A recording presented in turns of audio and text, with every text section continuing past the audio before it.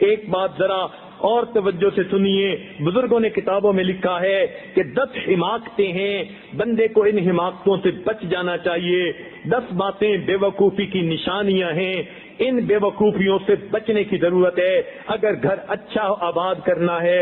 سب سے پہلی بات کہ ایک بندہ نیکی تو کرے نہیں مگر جنت کی امید رکھے، فرماتے تھے کہ یہ بے وقوفی کی علامت ہے۔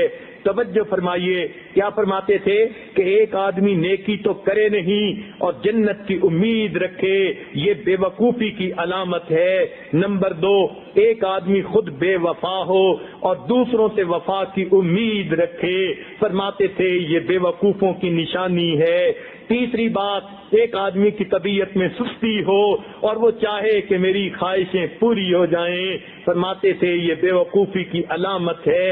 سست آدمی کی خواہشیں کبھی پوری نہیں ہوتی، اپنی خواہشوں کو پورا کرنے کے لیے کام کرنا پڑتا ہے، تو فرماتے تھے کہ سستی ہو بندے کی طبیعت میں اور دل میں امید رکھے کہ میری خواہشات، میرے آبجیکٹو پورے ہو جائیں گے، تو یہ بے وقوفی کی علامت ہے۔ نمبر 4، فرمایا کرتے تھے آدمی اپنے بڑوں کی نافرمانی کرے اور امید رکھے کہ چھوٹے میری فرما برداری کریں گے، فرماتے تھے یہ بے وقوفوں کی علامت ہے۔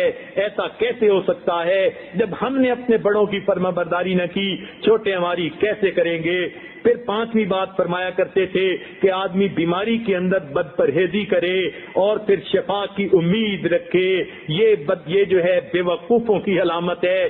شوگر کے مریض ہیں، میٹھا کھانے سے بچتے نہیں، پھر کہتے ہیں جی کمپلیکیشن ہوتی جا رہی ہیں، وہ تو ہوں گی ہی صحیح، بچنا پڑے گا، اس لیے بد پرہیزی نہیں کرنی چاہیے۔ تو جو آدمی بیماری میں بد پرہیزی کرے اور شفا کی امید رکھے، فرماتے تھے یہ بے وقوفی کی علامت ہے۔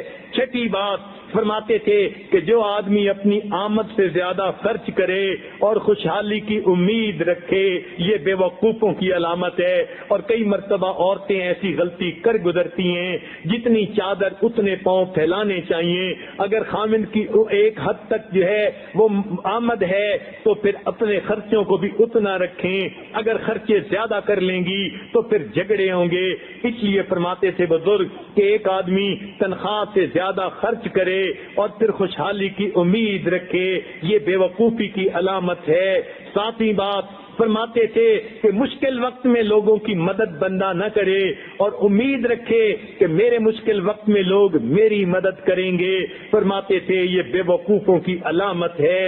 اور 8ویں بات کہ فرمایا کرتے تھے کسی دوسرے کو راز بتا کر یہ کہہ دینا کہ آگے نہ بتا دینا، آگے نہ بتانے کی امید رکھنا، یہ بے وقوفوں کی علامت ہے۔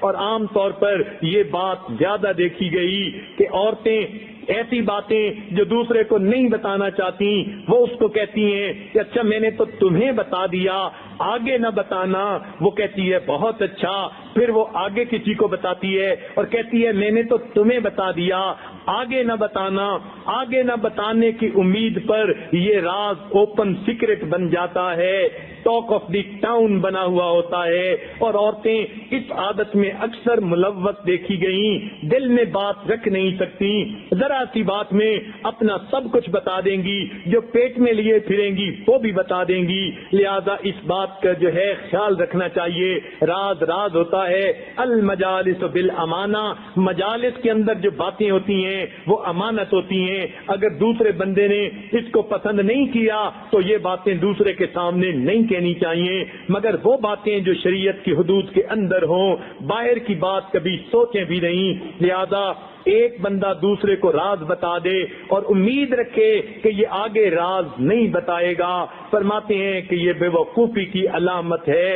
اور 9ویں بات فرمایا کرتے تھے کہ 2-4 دفعہ گناہ کر کے پھر اسے چھوڑنے کی امید کر لینا، یہ بے وقوفوں کی علامت ہے۔ اور نوجوان ایسا ہی کرتے ہیں، دل کہتا ہے اچھا یہ گناہ ایک دفعہ کر لیتا ہوں پھر چھوڑ دوں گا، تو جب یہ دل میں امید آ گئی کہ 2-4 دفعہ گناہ کر کے پھر چھوڑ دیں گے، یہ بے وقوفی کی علامت ہے۔ گناہ جب کر لیا عادت بڑھ جاتی ہے پھر انسان گناہ سے بچ نہیں سکتا، اس لیے 2-4 دفعہ بھی نہیں کرنا چاہیے۔ تو یہ 9 باتیں بے وقوفی کی علامت ہے۔ آپ سوچ سکتی ہیں کہ 10ویں بات جس کو ہمارے بزرگوں نے بے وقوفی کی علامت کہا وہ بھلا کیا ہو سکتی ہے؟ ذرا اپنے ذہن میں سوچئے تو صحیح، مگر بتا دیتا ہوں۔ ہمارے بزرگوں نے فرمایا کہ جو خاوند بیوی سے روزانہ جھگڑا کرے اور پھر چین سے رہنے کی امید رکھے، فرماتے تھے یہ بے وقوفی کی علامت ہوتی ہے۔ لہذا 10ویں بات کے لیے 9 باتیں آپ کو بتانی پڑ گئی۔ اللہ کرے کہ 10ویں بات خانے میں بیٹھ جائے۔ لہذا جو خاوند روز گھر کے اندر بیوی سے لڑتا ہے، ڈانٹ ڈپٹ کرتا ہے، پھر وہ امید رکھے کہ میرے گھر کے اندر خوشیوں بھری زندگی ہوگی، یہ بے وقوفوں کی علامت ہے۔